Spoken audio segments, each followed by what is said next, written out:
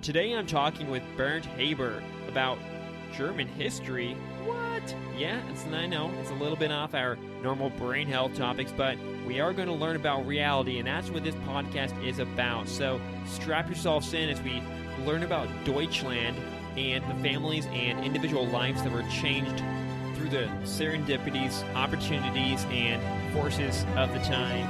If you're ready, let's travel through the history of our countries, families, and ourselves. This is my conversation with Bernd Haber.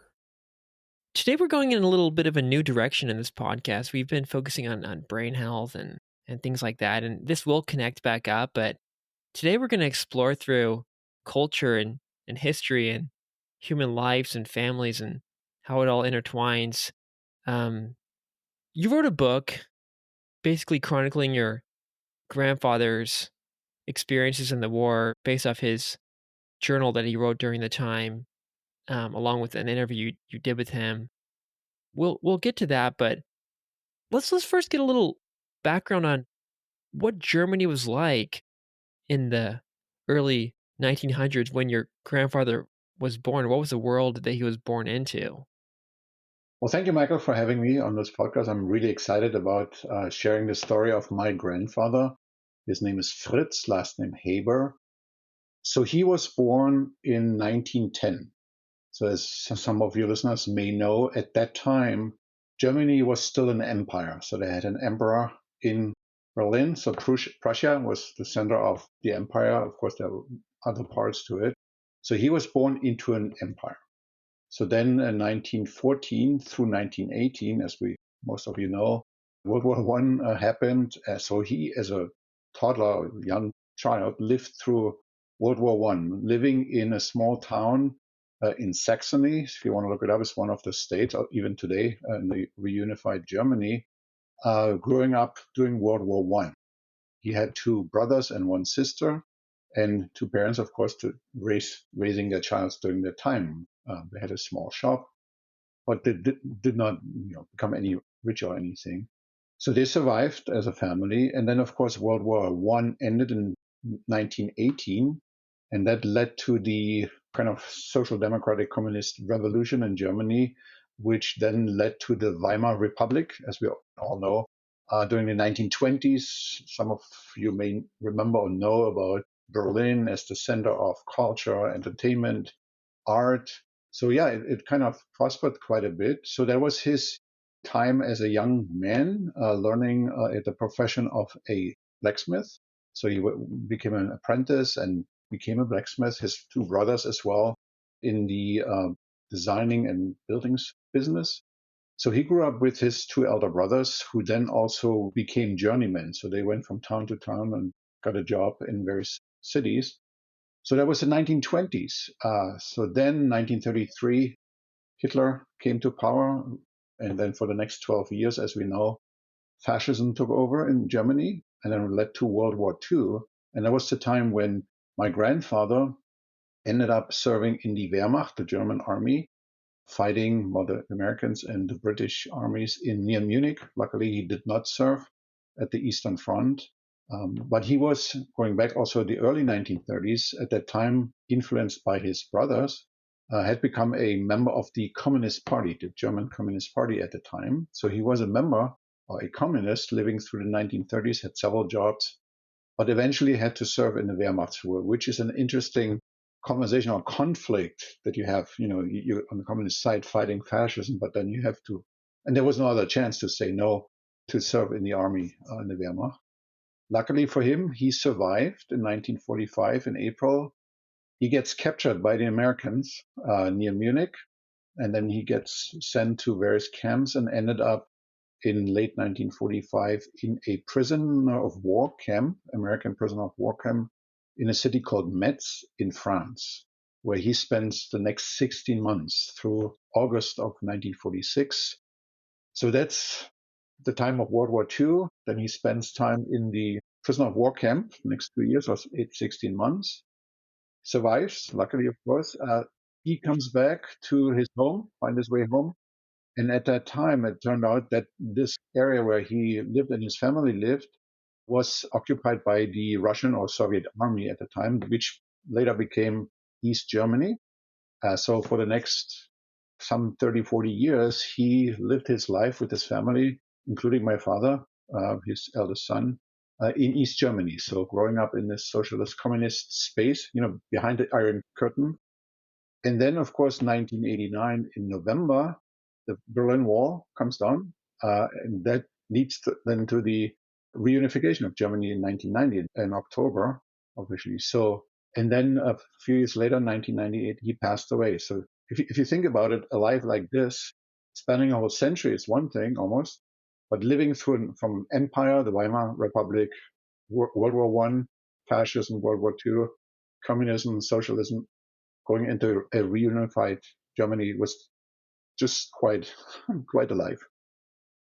Yeah, and it's interesting. It's almost like he's going back and forth between this sort of system or culture of control and order into one of more freedom, and then back into control, and then back into freedom.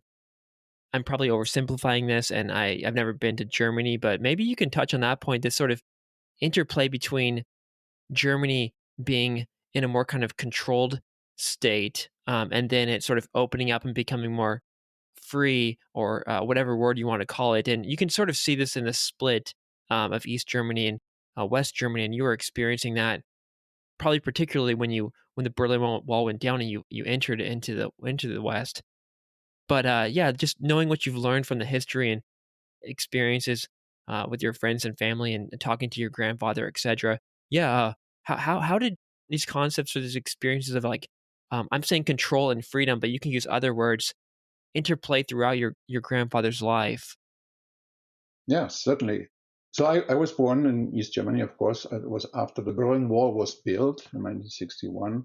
So I grew up in the same system, in a sense, as you say, a control system. I feel comfortable using this word because there was a one-party system, one communist party in power across the whole society, or various aspects, the institutions. It was controlled by one party. A lot of people have an imagination that behind the Iron Curtain, as I think Winston Churchill coined that phrase or reference, there was nothing but bread and water. It was all black, and there was nothing to live from. So I grew up, including my parents as well, and my grandfather. Yes, I was controlled, but you could live a life, a normal life. So in my own case, I went to school like a lot of young people. I went to college, got my apprenticeship, a degree there. Went to college afterwards, mechanical engineering, 5 years. And if I may say, the government paid for it. So I did not have to get any money from a bank to be able to afford a college degree. And then, of course, among the friends, you could travel certain areas. Of course, most in Eastern Europe, Southern Eastern Europe, Hungary, Bulgaria. Of course, there was this restriction. You could not travel to the other side, which is, West Germany or West Berlin, unless you had a relative living on the other side, split families because of the wall and the border between the two German states. I could not travel there, or France or England. Of course, when the wall came down, I was very happy to explore all the places in the world. Yes, controlled, but it was at certain time, and we've seen it in the world. Whoever is in charge of any government, there's restrictions at points in time. Governments change, and there's maybe more freedom.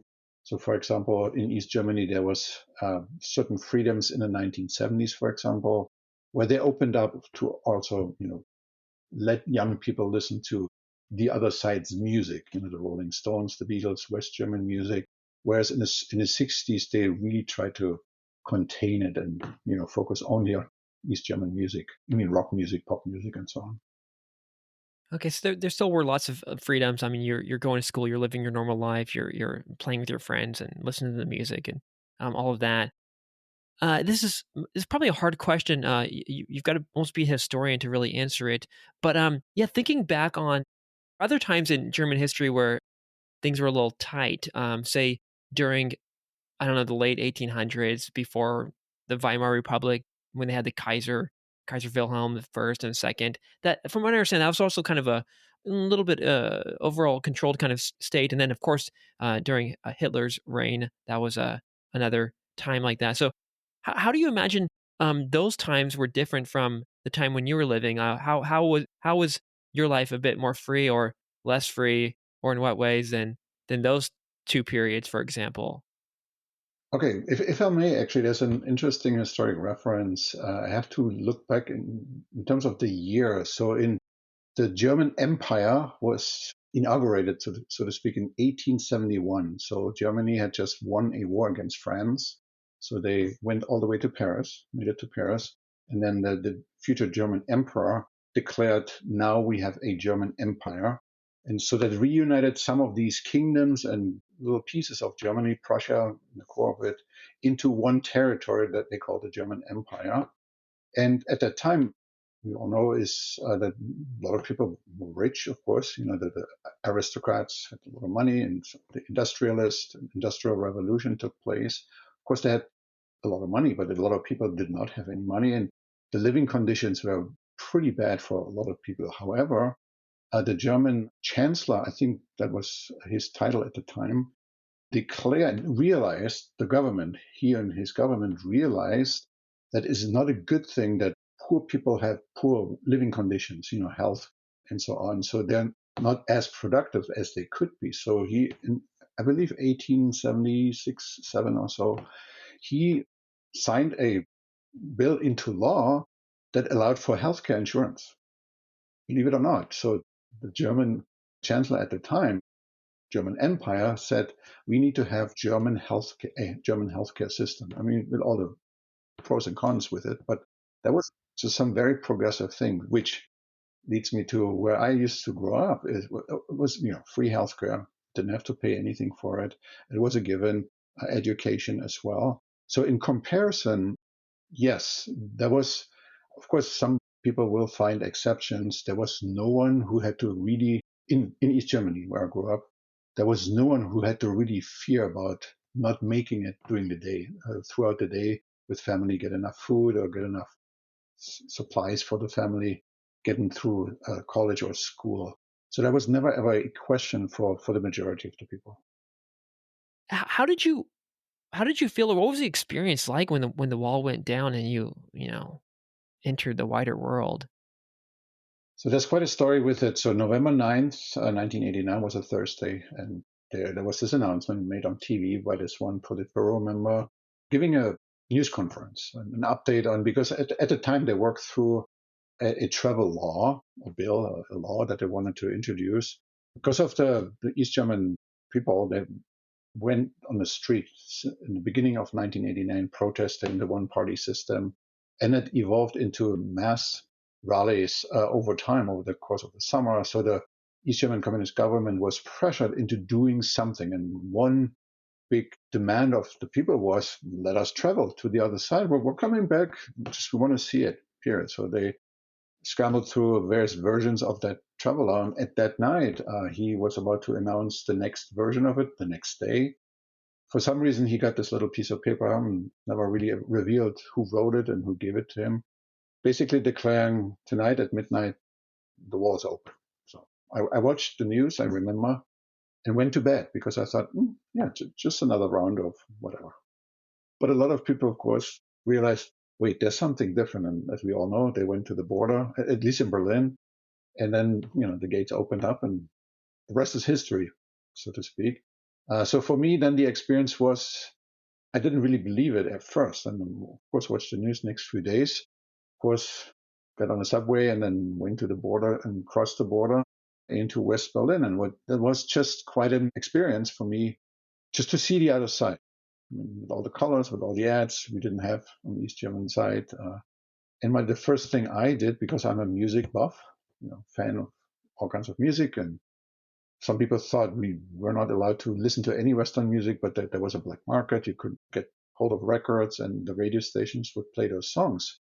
The first thing I did was I went to a record store, spent the 100 Deutschmarks that they would give every East German as well. They call it the welcome money, and spent my first 100 Deutschmarks on vinyl records. So, but then over the next, I would say 2 to 3 years, it took me that long to really adapt or adjust to that new system. We grew up in a socialist, communist kind of cocoon and with certain rules, but control, but you could live a life. But there's certain things that went away. So then capitalism took over. We learned about it in school, saying what would capitalism do? One thing is you could lose your job and all other things. Or one thing I really had to adapt to was filing taxes. There was never any need for me filling out this form, and it says, oh, you could get money back. Oh, this is cool. So let's do this. So all these pieces came together to really to adapt, to adjust. All the people who took over the companies and so on to get a good sense of how this works in capitalism. It took me about 3 years. Going back to your grandpa, he was in this American POW camp, Met, as you mentioned, and during that time, and I don't know for how long he was writing this diary, but he was at least writing it during that time, and he opened that diary with these words: "I dedicate these pages to my wife and my children, of whom I hope are still alive, and whom to find well when I return from captivity. May these lines serve my wife in the future as a compensation for the long time during which she knew nothing about my well-being, and for the children to serve as an example of how human destinies can get easily mixed up." I'm just throwing this in here now because there's a lot in here, and let's just get it going. Why is this quote important? What was he trying to do? The quote, I believe, I can look it up exactly. The date was June. June 15th, 1945, while he's in that POW camp. Correct. So he gets captured in April 29, 1945. And then, so there's actually a funny story with it. I can come back to it later. So he sits down and just picture this. So it's World War II and everything is destroyed. So it's not a spa place, right? So any place, it's called a camp. There's a fence around it. Some soldiers watching you. Almost no water. They're hungry all the time. But he finds, I don't know, pieces of paper, or maybe his memory was so good, taking mental notes of all the conditions, everything. But it was important for him, and he confirmed that later when in 1990, when I sat down with him, I interviewed him about my family and history when he mentioned the diary. So he found ways to write these things down so he wouldn't forget it. And then later on, when he made it eventually to Metz, the city in France, there was I should say like this, a more sophisticated camp where the conditions were okay. So they had enough food, drink. Of course, every day he had to work because he was a blacksmith. So the Americans realized, oh, this guy has two golden hands, so he can fix our cars or anything we give him. Of course, he had to work during the day, but at night or over the weekend, I had a lot of time. And then he started writing down all the memories from the time, his military career, his life, and the reflection of how he grew up. But only when he came back in August 47, back home, he really sat down and wrote it down in beautiful paper, 100 pages, very clear. So that took him a while, but all the memories were there on a piece of paper. I never had a chance to ask him exactly how he did it. You can imagine it's rain, it's snow, it's cold. You barely survive. And the first thought is, how do I get food? How do I get water? At the same time, he takes notes somewhere on a piece of paper. Forgot. Never had a chance to ask him about it. Yeah. He ended that quote with how human destinies can get easily mixed up. That was a key reference because, give you an example, in 1933, he's at home or at work. And there's a knock on the door where he works, and there's the Gestapo picking him up. And they put him in jail. At the time, and there's a document in the book, in the upper left corner, you see the title concentration camp in Zwickau in the city. So it was not yet the place where they would, later kill a lot of people, the Jews and so on. But it was already considered a concentration camp, put together, take the communists and the social democrats and put them in a labor camp in a sense. So he gets picked up by the Gestapo. His mother doesn't know. I have her diary as well. So she writes, I don't know where Fritz is for weeks. And she goes to the police. They wouldn't tell her. But it turns out that they were actually after his brother, who were running away because he was participating in demonstrations for the communists, and they tried to get him. And they used him, Fritz, as a pawn to get to his brother. So that's why they put him in jail. So going back to that quote saying, how human destinies could mixed up easily, that means tomorrow there could be this big change in your life. You had no ideas coming. What are you going to do? How do you deal with this? So yeah, it's a really important piece. Yeah. And from what I understand, your grandfather, Fritz, did not want to join the Nazi army or whatever, but he was sort of forced into it. And I believe he was also sort of communist himself, or at least part of his life was. So that's also an interesting point is regardless of how, you want to live your life, what you see as good or evil or right or wrong, outside forces, these external, it's not just other lives that can get mixed up with yours, but just general external factors can redirect your life and in a moment, like it did for him. Exactly. And there's many moments in his life he shared with me during the interview, but also his mother's life comments on this. So yeah, there is, there could be split-second decisions that you have to make. And there's one, if you don't mind, I would like to share one episode or anecdote that comes with his service in the Wehrmacht before he gets captured and ends up in the POW camp. So I have to mention it. So he serves near Munich in a searchlight unit. Has the big searchlights for the airplanes at night to find the airplanes, the Americans and the British, and then for someone to shoot them down. So luckily he was not on the front, really in battle. That helped him to survive. So there's this moment, I believe in January or so, 1945. So just a few weeks away from the end of the war, and everyone sensed this. I think it's coming to an end soon. We don't know exactly when. Be quiet. So he gets called in by his commanding officer into his office. Close the door, he says. Well, I have an order. You need to report 2 days from now to Dachau, which is a small city near Munich, which is also famous for a concentration camp. You have to report to what's called the Feldgericht, which is the court-martial field court. So they had judges in the field, and the moment you hear that word that you have to report to them, that almost means that's the end of your life. They have something against you, and it means you violated law or something. Boom, you're done, you get executed. So that in your mind. So of course he has to report to it, and Fritz asks his commanding officer, so what is this about? Do you have any sense? Is there any information? He said, well, it looks like someone snitched on you. You talked about the war and Germany in a bad way. I said, what? So 2 days later, he reports to that field court. First, of course, he goes to the local farmers, has a nice breakfast because he's serving there, so he knows these people. And he tells the farmer saying, well, maybe it's my last breakfast, my last meal in life, because I have to report to that court. So 9 o'clock, he shows up. They tell him, sit down. We have 2 questions for you. One is, we came to our notice that you talked bad about Germany and the war. And it was reported by so and so. So here, and this is the moment of the split second where my grandfather, in his mind, in this situation, said this. Oh, you're talking about so and so. Yeah, that was last October.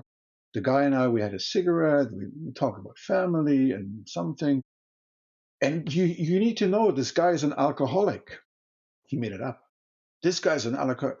I wouldn't believe a word he said, but just to give you the reference, what he actually refers to is all I did was quoting the Minister of Propaganda, Mr. Goebbels, from a newspaper that I just had read this morning, where the headline says, and this is what Mr. Goebbels said, if we want to win the war, we need to conquer Ukraine.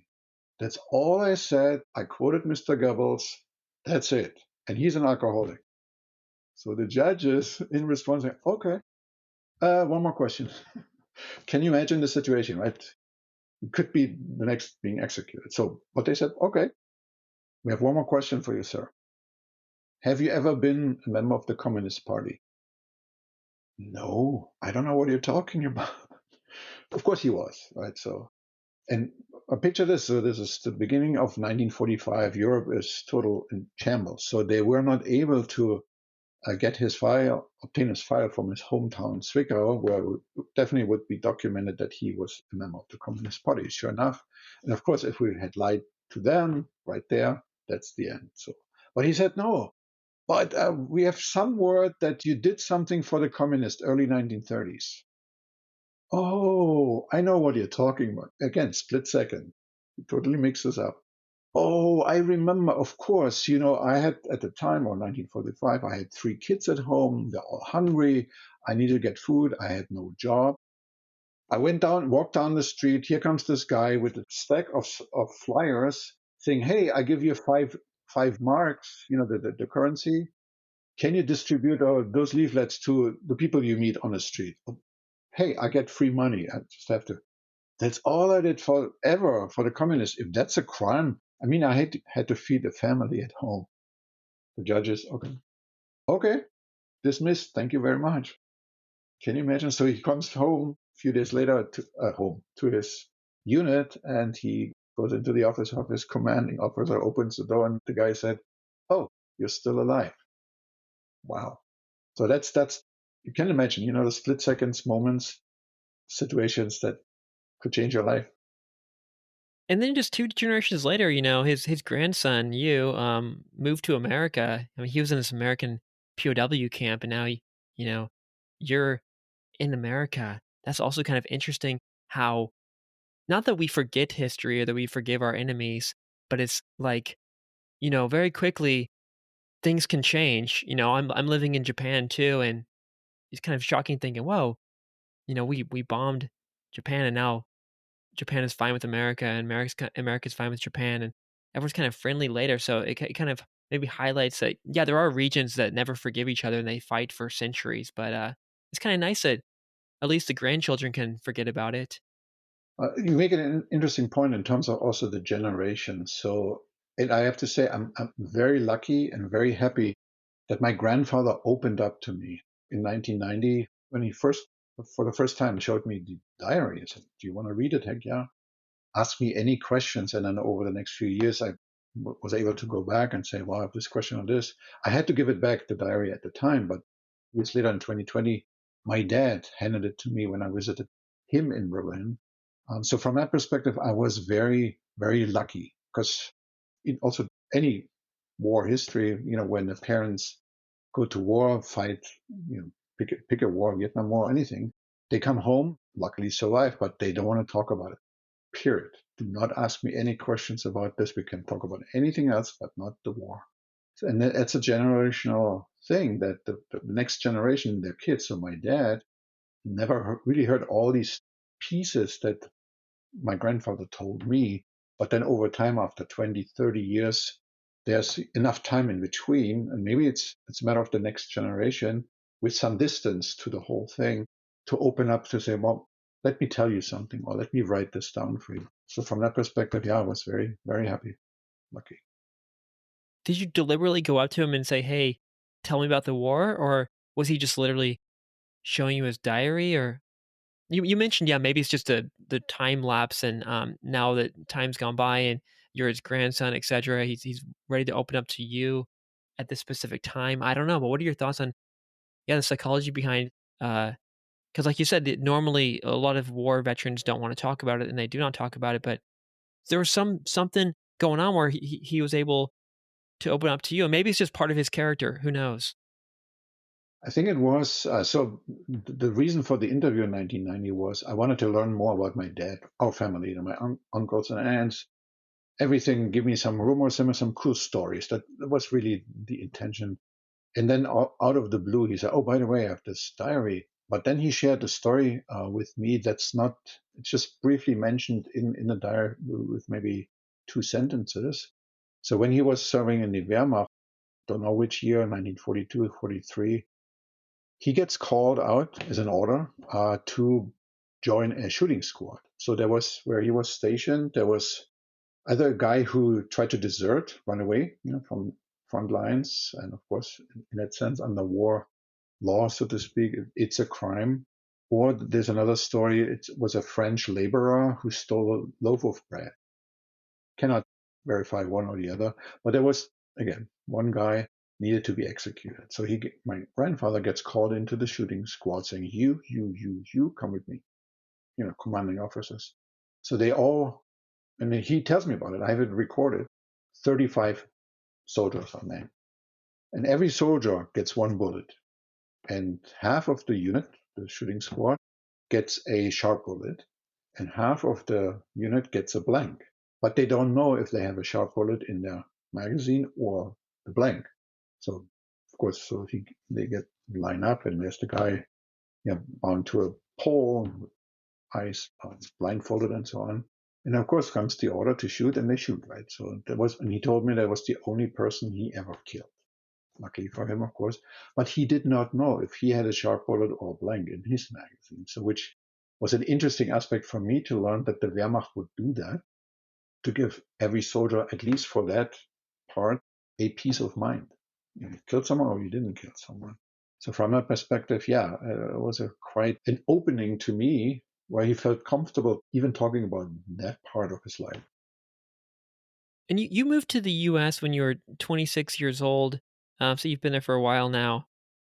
How was that shift for you, and how your life changed as a result? So for me, there were three stages. So before the wall came down, you live in this kind of cocoon, communist socialist environment, and you live your life and so on.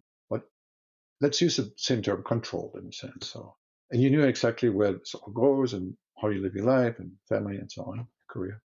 So then the wall comes down, and as I mentioned earlier, capitalism takes over. So I had to adjust to that. But it was the West German capitalist system. So it was in a sense of not as, I don't have a word, compared to the American system. So American capitalism is of course different than the West German capitalist system. So I adjusted to that.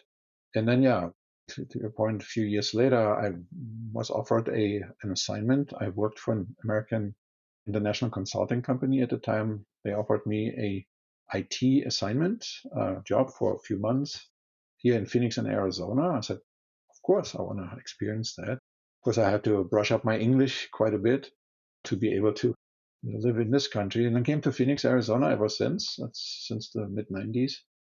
And adjusted to that system as well. Got to know how even corporations within corporations work, the people, what's important to people here, friends, family, of course, and then within the corporate world. It was quite an adjustment. It took me a few years as well to really figure this out.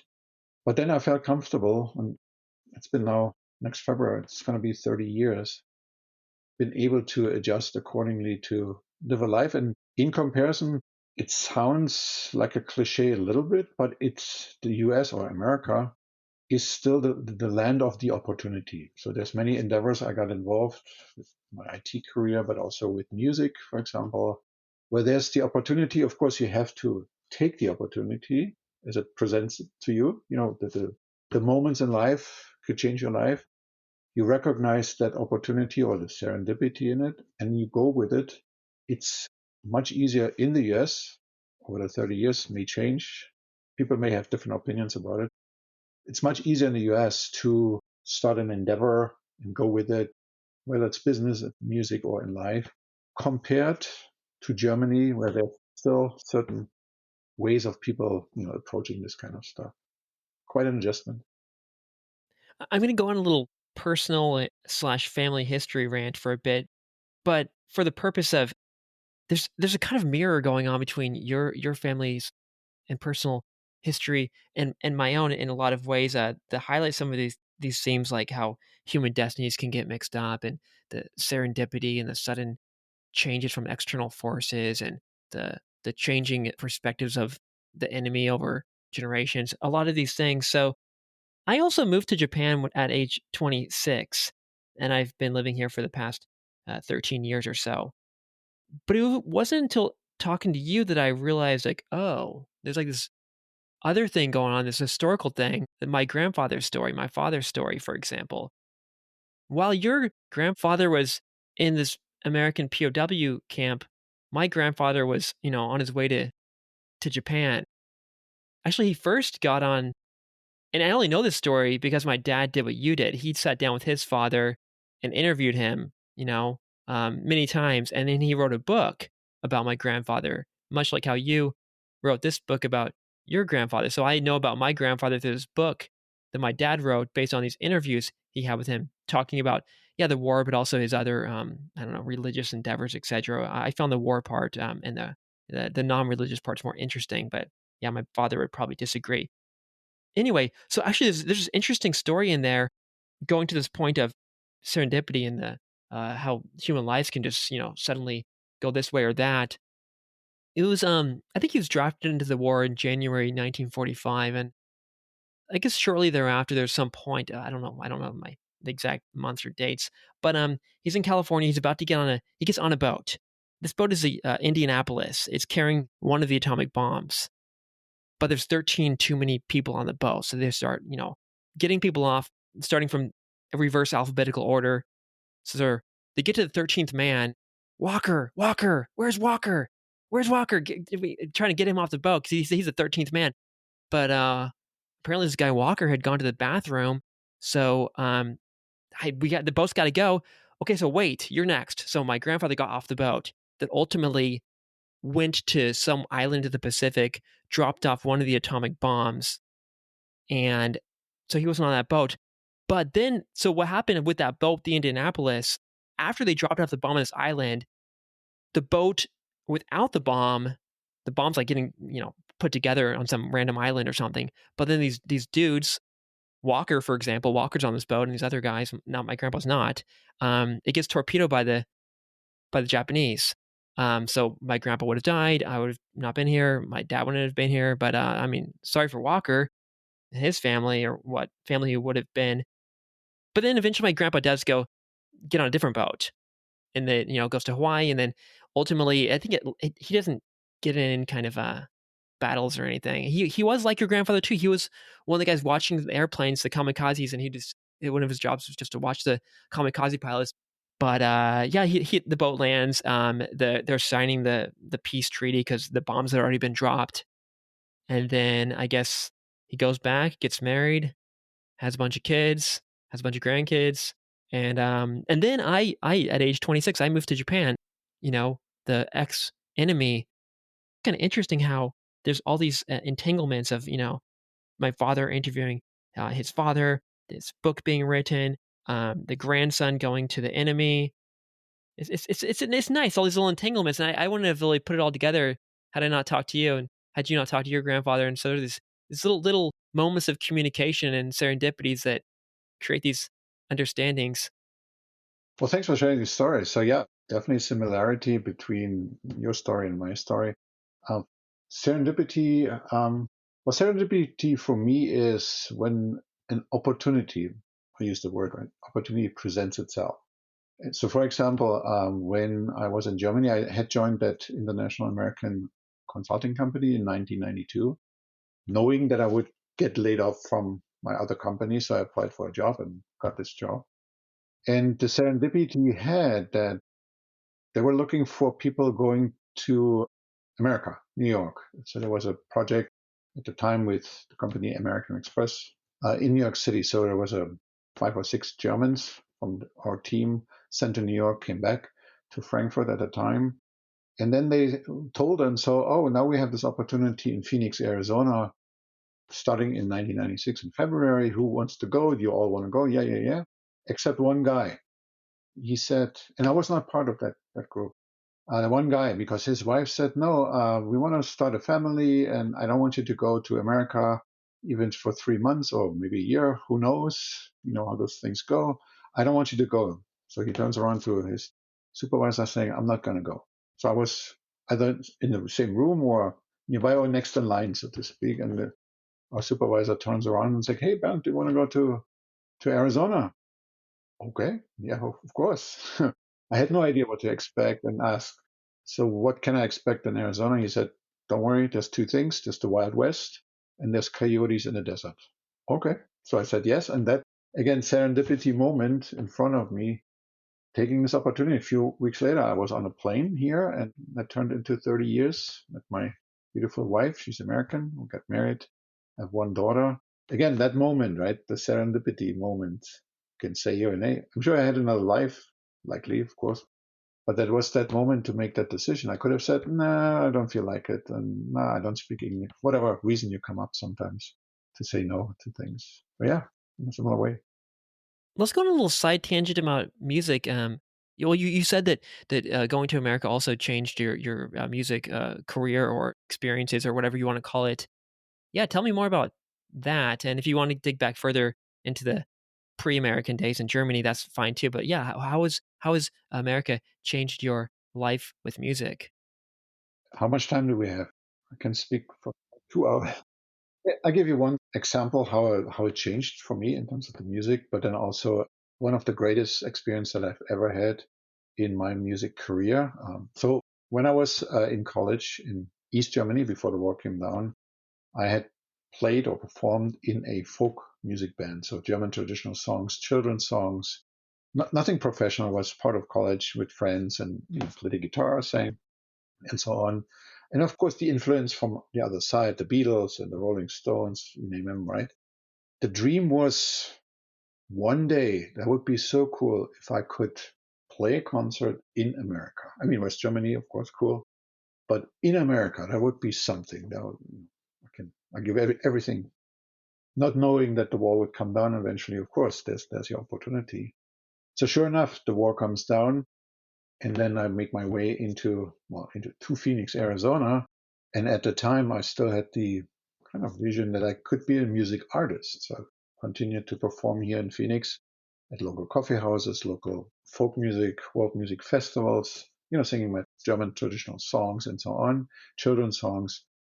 But then after a few years, I realized I ain't the next Bob Dylan or ain't the next even German star of some kind. It was good enough, for family and friends.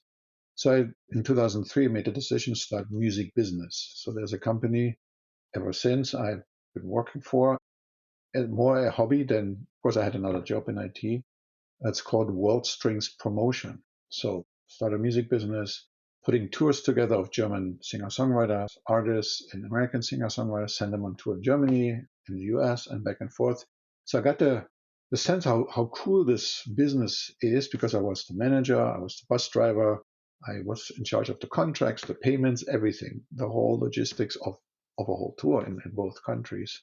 So I really got into it.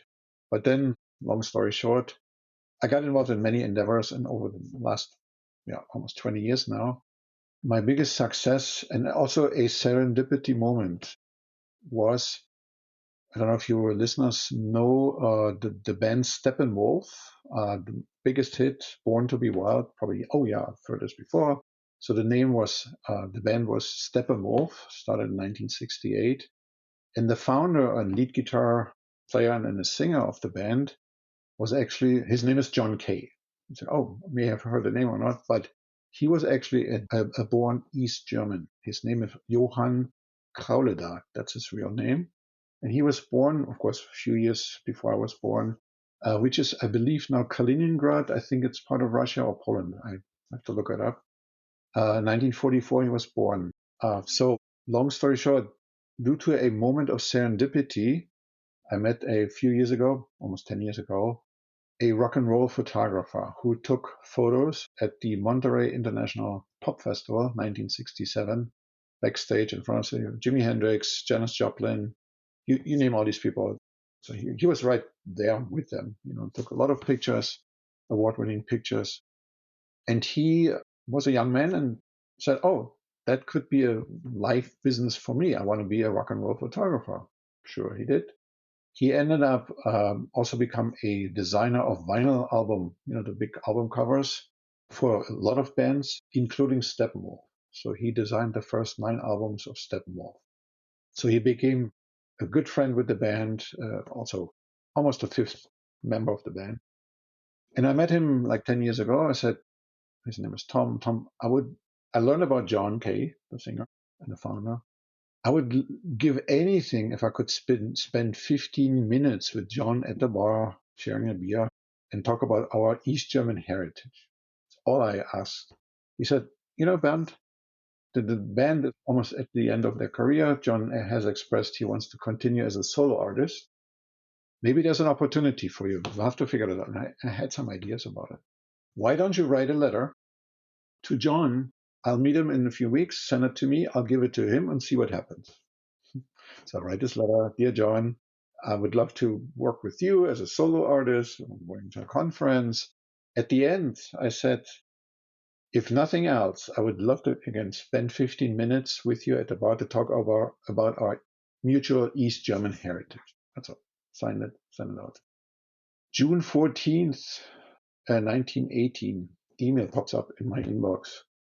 Hello, Bernd. This is John K. from Steppenwolf. Tom gave me your letter. Great. Let's talk. When would it be convenient for you to talk? Can you imagine? So someone who is a famous rock artist ask you when it would be convenient for me to have a chat. So of course I said, well, tomorrow night, how are you free? So we spent 2 hours on the phone that next evening and connected. And then, so that led to a almost 1 year engagement. I became his artist manager and booking agent in 2019 as a solo artist. So that led me to, great exposures and experiences with him and the band Steppenwolf. Serendipity, right? So he said, write it up. We'll see what happens. There it is.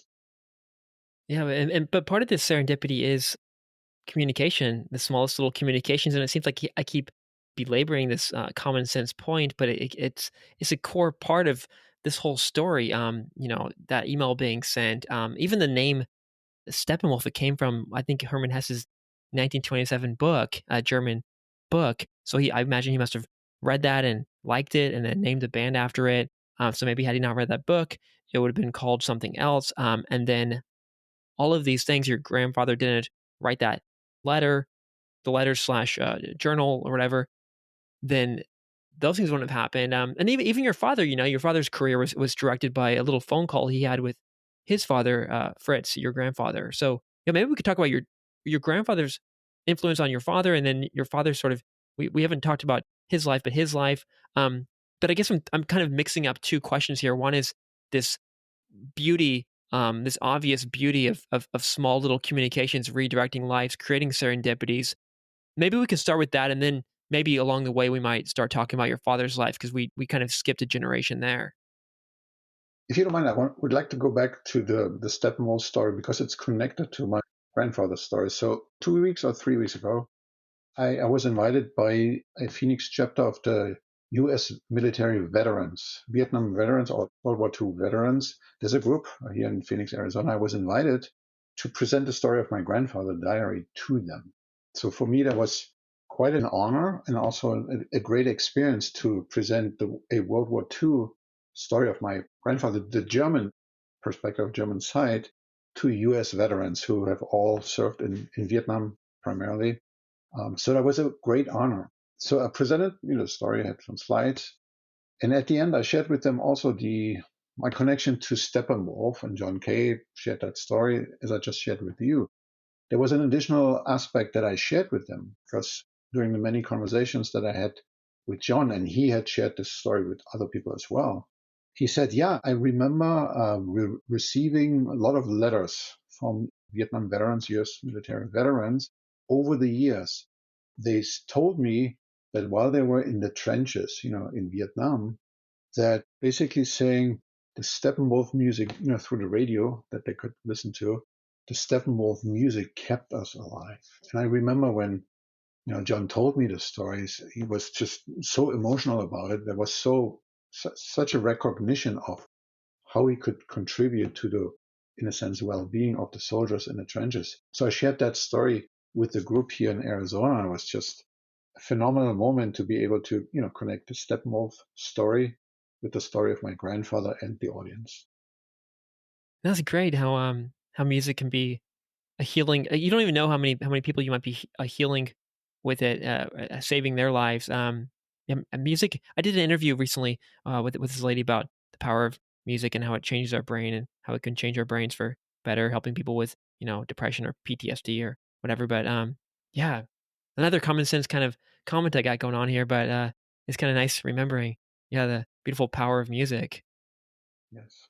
So I want to also answer your question about my father. So it's also phenomenal.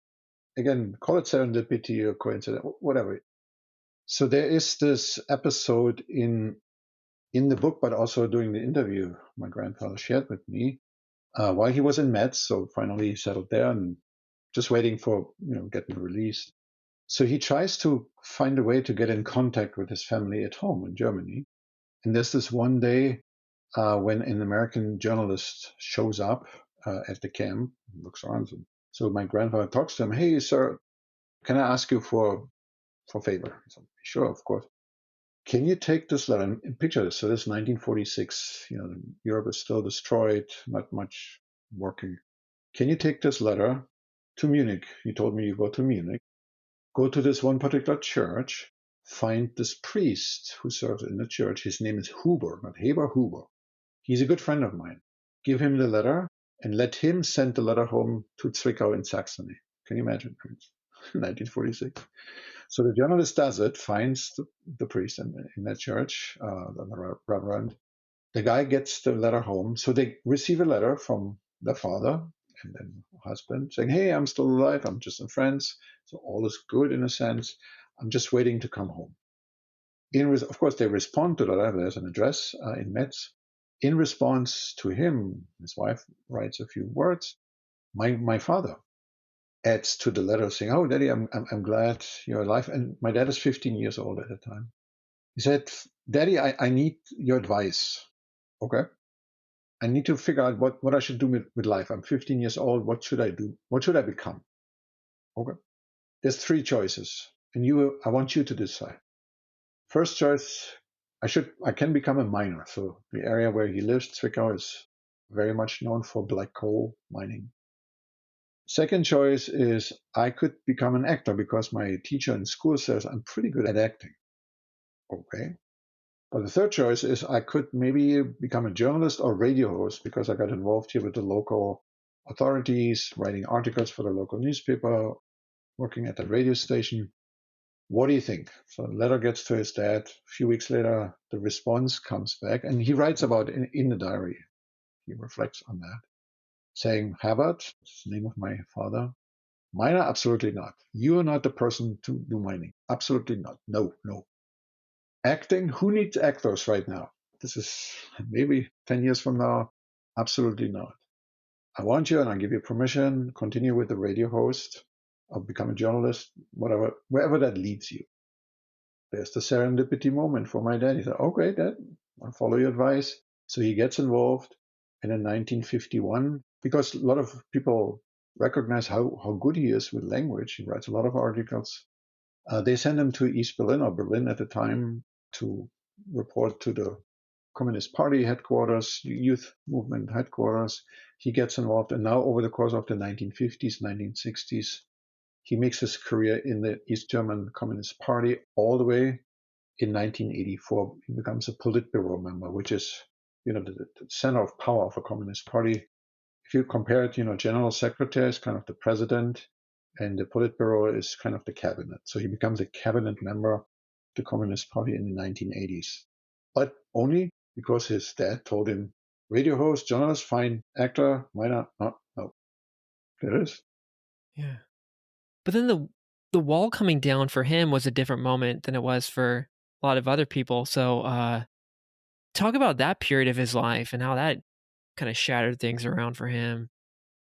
So going back to so his rise to power, of course, all the way to 1984 to a member of the Politburo. And the reason why he became a member was that the general secretary at the time, he tried to manage, and it's also his historic context, is to manage the relationship as much as possible with West Germany, on the other side, because early 1980s, we all know the missile crisis was going on, the SS-20 here, cruise missiles on the other side, and hundreds of them pointing at each other. Of course, in the context of the United States and the Soviet Union, fighting their battles, the two Germanys trying to figure this out and figure out a way to survive, basically. So my dad, not just that moment, over the course of the previous 15 years, he was the right-hand man for the general secretary in terms of relationships to all the West German parties. Not the Nazis, but, communists, the Social Democrats, the Christ Democrats, the liberals, and so on. So he was the kind of emissary always sent to resolve conflicts or have some negotiations. So that was his career, and he made a lot of friends on that side.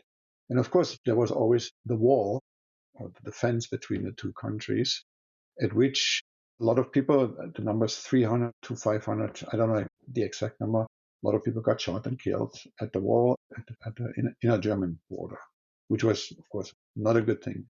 So Berlin Wall comes down, reunification 1990. And in 1995, my dad watches TV. And he had already close up with his history and was kicked out of the Politburo actually when he still was active. They charged him to be a spy at the time for the CIA. It's a long story. So they kicked him out, almost killed him, but he was done at the time, 1995. But he watches TV, and then he hears his name, the news announcer, that he just got indicted for the killings at the Berlin Wall as a Politburo member.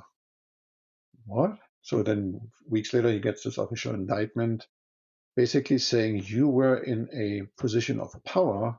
You could have done something to prevent the shooting at the wall.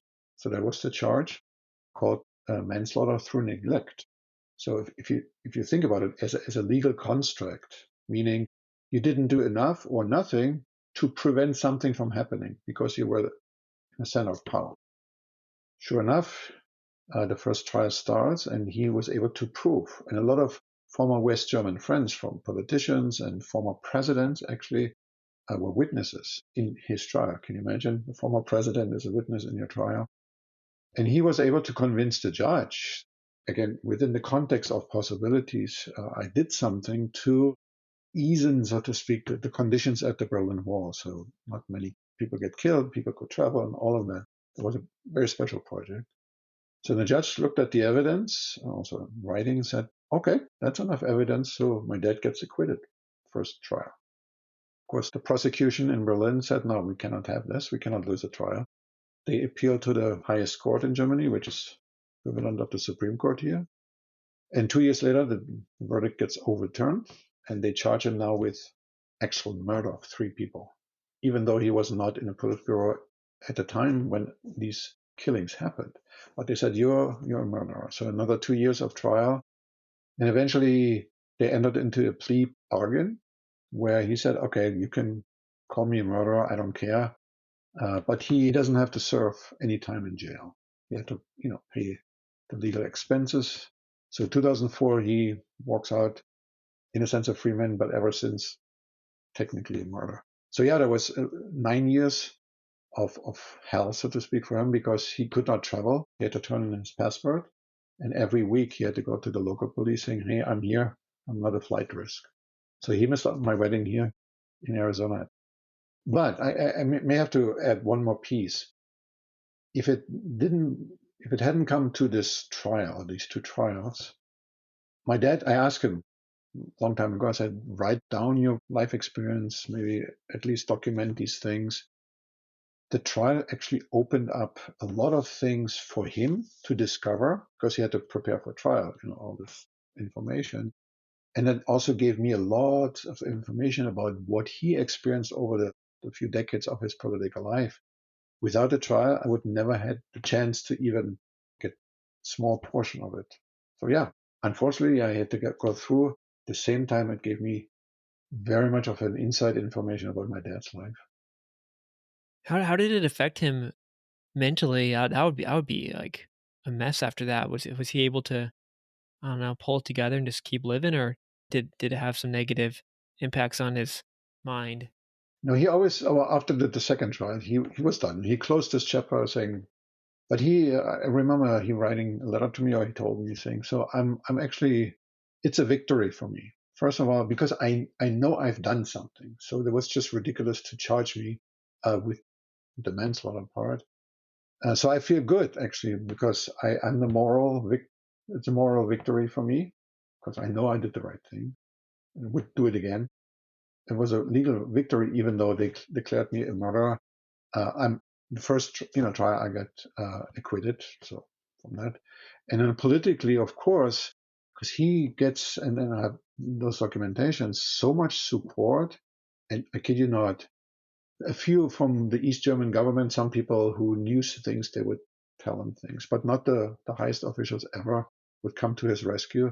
It was all the West German politicians he had befriended over the years, as I mentioned, former presidents, or in 2004, even the current president of West Germany supported him morally and also as much as they could in public.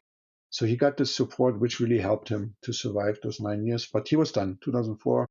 Now I'm retired, lived the rest of my life, and then he passed away in 2020. So yeah, there was another 15 years, 16 years of, retired life. I guess it's time for a little light break. Let's just talk about Arizona and your life there, and maybe we can talk about nature or food or whatever. I guess some people can treat this as a little commercial break or whatever, but let's just have a little fun time talking about what you love about your life in Arizona. Why is Arizona a particularly great place to live for you? Well, there's many reasons. One is the location. So if you look at the map, right? So there's to the south, there's the border to Mexico, of course. Then to the west, there's California. To the north, there's Utah and Colorado. To the east is New Mexico. So from that location, so first of all, nature in Arizona is just phenomenal. Of course, we all know the Grand Canyon, but there's so many other secrets in Arizona from a natural perspective that you could explore. So that's one of the reasons why I love Arizona. Then, of course, the location in terms of if you want to experience an ocean, 1 hour flight or 6 hour drive to LA, San Diego, you're right there. So there's California, of course, with its own beauty. So you can experience that. Then, of course, Arizona is still quite an open state. So a lot of people come to Arizona for various reasons. And sometimes it's hard to find someone who was born here, like in many locations, right? So are you native? Yes. No, I come from New York. I came from Florida. I came from another country. So the mix of characters of people here in the community is just phenomenal. But then also Arizona is not many people may know that it's the next big hub, or not just today, over the last 15 years or so, the next hub of technology, innovation, entrepreneurship. If you look it up, film industry, movie industry. So there's again great mix of things in Arizona that could attract anyone to just live here, and the cost of living in comparison to other places is still moderate. If you buy a house, or in terms of the money you spend on food and so on. So yeah, from that, it's just a great place. Yeah, I'm still kind of shopping around, thinking about if and when I move back to the U.S., where to go. So I'd like to get these different perspectives. Are there any other great places you found in the U.S. that you wouldn't mind living in? If I could afford it, yes. Yeah, San Francisco would be one place.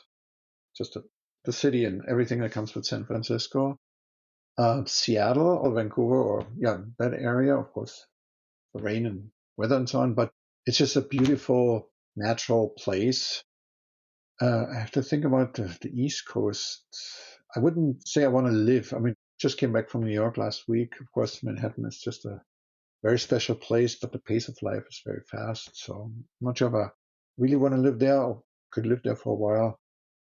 Well, Canada, I mean, if I could add Canada to it, Toronto is a beautiful city, a good mix of people. Music, by the way, John Kay, when he came to the America with his mom, they went to Toronto, and that's where he picked up the guitar and then the blues and started his career in Toronto. So there's a whole history there. So yeah, those are the places I can think of. Yeah. I went to Vancouver for the first time this summer, and I thought, wow, that's a great place full of nature, basically good transportation, at least from an American perspective. People are kind, felt quite safe, quite open, very diverse.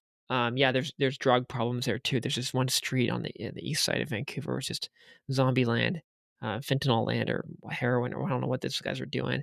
But yeah, bit zombified. But yeah, but that also brings up another point. I don't know if did you read that book Blitzed, the whole book about the drugs in the Third Reich and stuff, and how the history of drugs in Germany. And this is probably not your topic, but drugs are sort of an interesting part of cultural change. And I was digging into this a little bit, and then, from what I understand, Berlin in the 1920s and I guess early 30s or whatever was quite different than other cities in Germany, like Munich, and maybe that continues on today. So we can talk about, yeah, the difference in drug use, but that's so niche that we could probably just got to skip that. But the bigger point, yeah, what were some or what are some differences between, say, Berlin and other parts of Germany? At which time in the 1920s? Let's start with the 1920s because that seems like a really interesting time in history.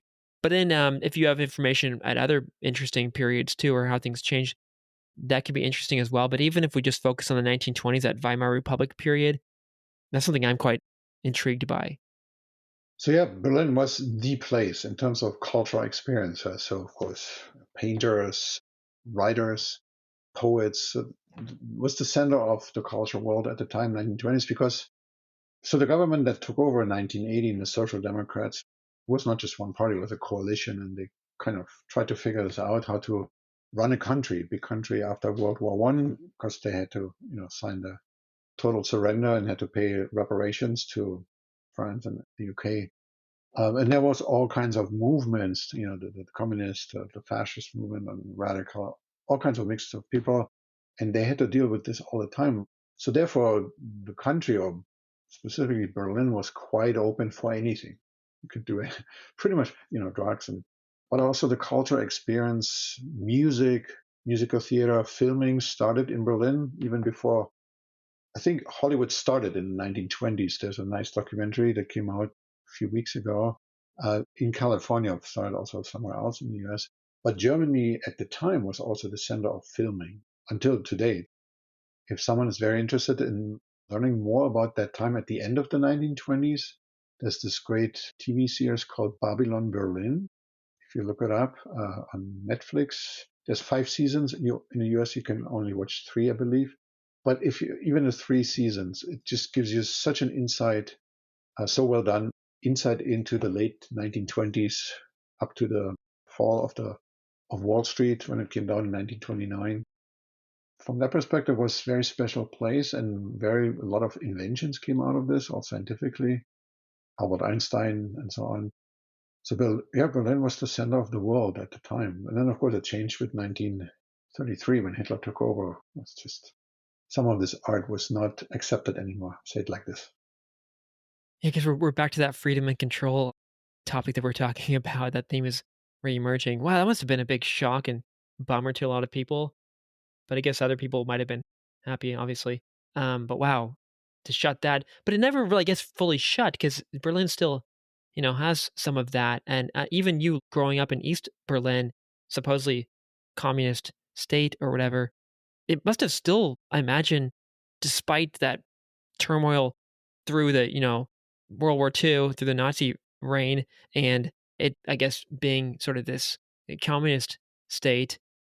Did any of that 1920s Berlin kind of remain in East Germany when you were a kid, or was just like it just got wiped out by Hitler and the guys? No, there was some heritage. Of course, some was hidden then over the next 12 years and luckily survived in archives or in some hidden places in other countries, and it came back. So yeah, that became also part of the East German heritage. So some painters' work, some writers' work resurfaced in East Germany and West Germany. So, there was until 1961 when the wall was built. So there was still, traffic going on between the two, East Germany and West Germany, in terms of exchanges and then people sharing artwork and having conversations. So no, it became part of the even East German heritage. A lot of it, even design, modern design, like Dessau. There's some place there where architects, like kind of a mecca for architects today, former East German territories, the city of Dessau. But it was not just an East German specific thing. It was between West and East Germany. Even after the Berlin was built, they talked about this heritage from the 1920s. How was the rest of Germany different from Berlin? Was it did it have some of that, or was it just like the opposite? And then how about now? Well, Berlin was so starting with when they inaugurated the German Empire in 1871. So Berlin became the center, but the capital in the first place, but also the center of power, of culture, economy. A lot of companies put their headquarters in there. So Berlin, from that time on until today, is a very special place. Of course, during the Weimar Republic, we talked about it. The 1930s, of course, Hitler used it as the central place for his objectives. But then after World War II, of course, when the Allies took over, they won the war, so Americans, the French, and the British, shared West Germany, and then the Soviet Union owned, in a sense, East Germany. But there was this little island in the middle of East Germany called Berlin. But then that was split as well into these 4 zones, and it became a very special place politically, of course, but even economically. So the various events, the air lift, right, and when the Americans flew in food from the outside and so on. So from my perspective, Berlin was always a center of power as well, but and also economically and culturally. So, but because of the being quite a cocoon, then West Berlin, surrounded by the wall, it developed its own community and way of life. So, for example, some people may not know that if you were a born West German when Germany was divided, there was a draft to serve in the army, I believe. But if you moved to West Berlin and lived there, you didn't have to serve in the army or so. So some people, of course, moved to Berlin until they declared, oh, no more, draft necessary.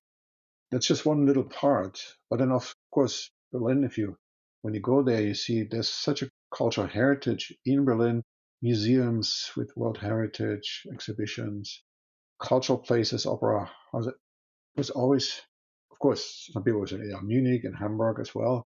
But Berlin, for some reason, is that center of all these things economically, culturally, and also politically. And if you look at Berlin today in terms of the mix of the people, the cultures, I always compare it with New York City. So for me, Berlin is the New York City of Germany, all these different things going on. Where did your grandfather live? Yeah, if you look at the map and look for the state called Saxony, it's very well known for machine building and car building, today VW and even East Germany. And there's a small town called Zwickau, and that was the center of car building actually for the last 100 years almost. So that's where he lived and grew up, and my parents were born in Zwickau, but then my dad moved to Berlin in 1951, and I was born in Berlin then later. So now it was about, I would say, 2 to 3 hours south of Berlin.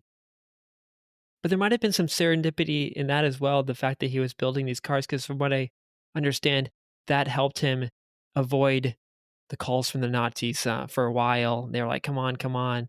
And he's like, no, I gotta work, or his boss backed him up or something like that. Maybe you could tell that story as well. And how, I guess lucky for him, he was able to make cars instead of doing worse things, much worse things.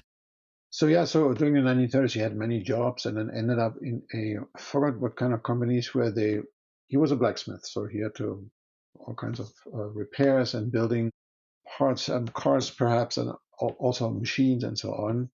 And in the beginning of the 1930s, right, of 1935, when they started to invest into the army, into military equipment, tanks and so on, preparing for future war, they would tell former communists or social democrats like my grandfather, you are not worth serving in our army. We need real strong men, blue eyes, and all this stuff, right? So you're not worth, even though you're German, but you're communist, you're not worth.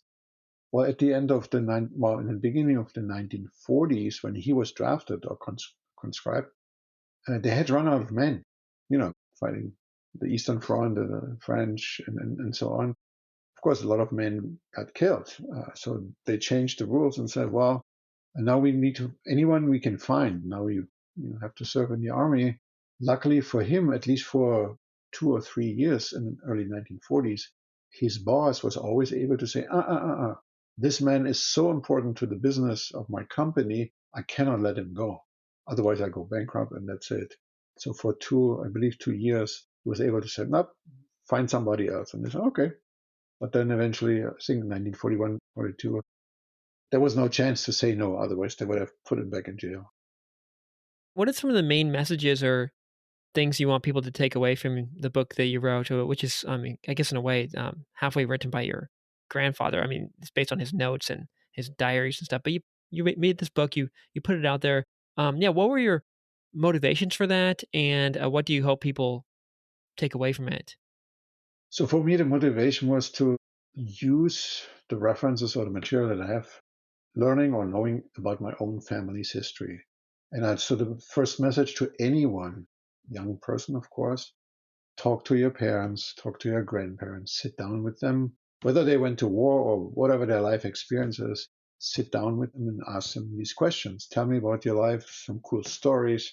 Maybe there's something hidden where they said, well, I don't want to talk about it, and then document it. At least you don't have to publish a book necessarily or make a movie out of it, but at least document, because it's a personal journey for yourself to learn more about your family, so you discover yourself, and it may transform you in a certain way that you would have not done or expected without doing this. So that's number one. Talk to your parents or uncles and anyone in your family. The second one was for me to go through this and learn about it and then say, okay, let's put this out there, because not many people would do that, and then present it to an audience. And for me, one of the key decisions I made was, since I live in the US, saying, let's have it translated, because it's written in German. Let's have it translated in a professional way and publish it in English. So the whole diary is translated with a foreword by other people and present it to an American audience. People say, well, we should publish this in Germany because, it's all that. But there's so many books, of course, about World War II in Germany, in bookstores are, available. So, okay, it's another diary, kind of cool. So I thought maybe present it here, because it's first of all, it's a German perspective on World War II. It's not the American experience in World War II, D-Day and so on. It's the German perspective, but it's also a very personal perspective of an average guy. I don't want to say that he's average, but kind of a normal person. Again, he gets caught up in the situation of life, and he deals with it. But that perspective that he presents and writes down in the diary, so it's not just about no water, no food, because he also reflects on the situation that he's in while in the camp. So, for example, when he talks to soldiers, other German soldiers, they have given up. All right, that's the end. I don't know what to do. He always had hope. One day I'm going to get home. We'll be able to go home. Then he talks to other soldiers. They tell him, what? We lost the war? No, we didn't lose the war. It's just, no, maybe it's some temporary moment. So we'll go back, fight whomever. And then other soldiers would tell him, oh, you know what? We just switched sides now. We're going to join the Americans and fight the Russians, right? So, kind of that spectrum of conversations that he had. It's not so much known to a lot of people. I had a lot of book readings, events, and people come back saying, boy, I had no idea, the personal perspective, but also this whole experience and the complexity of the whole situation. So yeah, it's number two. If you want to go through that journey and decide to publish something, do it, because there's again serendipity, window of opportunity in a sense. And the third piece is, it's just so rewarding, whatever you do in life in terms of achievements. So if you're a person who strive for achievements, once you hold something like this in your hand, the physical copy of a book, it's there, it's published by a publisher. That's something that it's such a rewarding moment, just that moment. No, and you feel more connected to, time, to the history. I mean, it's different reading a history book or taking some history course is different than talking to someone whose family member who lived through history. So you're like, boom, oh, wow. Like even me talking to my dad and him talking to his grandpa, I feel, wow, I feel not that I want to be connected to World War II, but in a way you want to be connected across time, because we're these mortal beings who live in only maybe 100 years if we're lucky, probably not even that. And then we want to go into the future too. So you publish this book, you feel like, okay, I'm going a little bit into the future. And yeah, I know it's not about you, but it does probably feel good to feel more connected to both the past and the future. Mm-hmm. Absolutely. And if I may just put one little ask out there, if there's anyone listening and who has connection to the movie industry, I would love to see this diary turned into a movie project. Could be a 90-minute movie, 2-hour movie, or could be a mini series. And the reason why I'm confident it would be very interesting for a lot of people to watch it from, the various perspectives, military history, World War II history, but this personal take on history or his experience, because well, the pledge would be whoever plays my grandfather in the leading role will win the Oscar. Great. And if people want to get your book or just get some of the information about it, you have a website. Maybe you can share that along with anything else that you think people might like. Good, right there.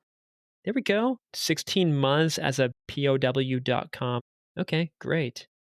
Thank you to your grandfather for writing that diary, and then for you writing that book, and for you going on that podcast and us talking and blah blah blah. But yeah, I really enjoyed this. I got to learn a lot about Germany history, myself, my own family, and where I am in space and time, and maybe motivates me a little bit to interview my dad or something, and talk about his time in Bolivia as a Mormon missionary or something. Maybe something interesting will be there, or what's his experience like having 10 children? I haven't really talked to him about that, all these different little things. And then, yeah, you're connecting to this human, this family, this father, grandfather, whoever, but also you're kind of communicating with history. So it must be a very beautiful experience, and that's what we want. We want to connect. We want freedom, we want independence, but I mean, connection, man. We're lacking that, and I especially am, on this island in the Pacific. Thank you again, Bernd. This was great. Thank you so much, Michael. Really appreciate it.